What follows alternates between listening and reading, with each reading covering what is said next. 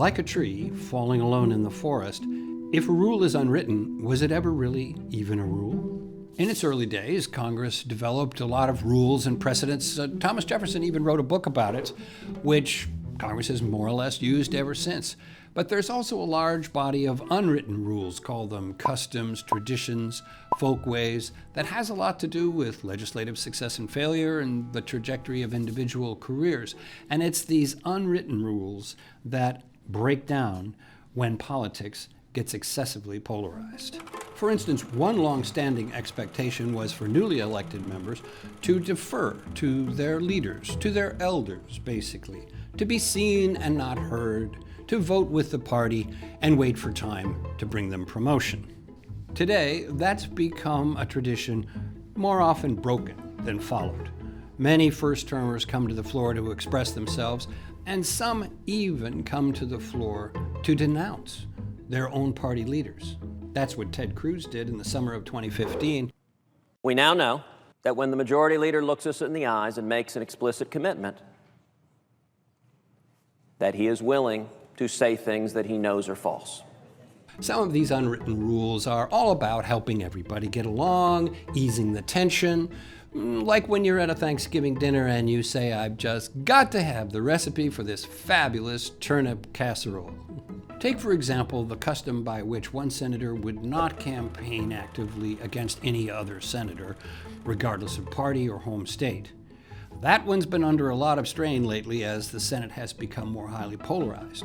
One senator, a centrist, a moderate, named Joe Manchin from West Virginia, tried to get his colleagues in both parties to sign a pledge not to campaign actively against any of their colleagues. I would hope that each one of you all would consider this. I think we have to take this in our own hands right now and make sure that we look at each other. We look at each other with sincerity. You're my friend. Most of his colleagues have yet to respond.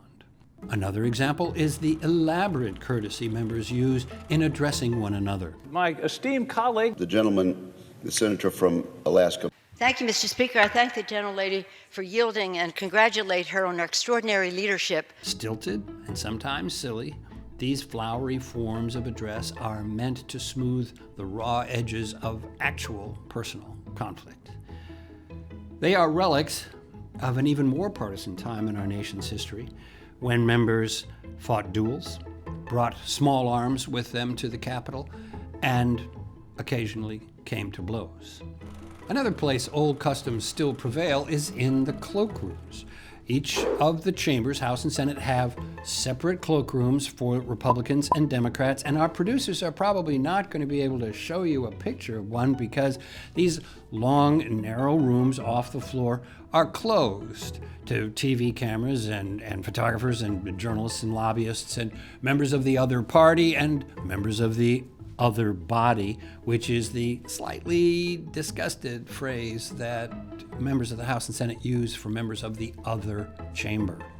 And yes, that's another tradition. These cloak rooms are the last bastions of confidentiality. What is said in the cloak room is supposed to stay in the cloak room, but what is plotted in the cloak room often becomes the key to what then happens out on the floor. Some of these traditions may be ready for the dustbin of history, but many of them have been useful in managing the many conflicts of congressional operation and of our nation's history. At NPR, I'm Ron Elving. Thank you for coming to my office hours.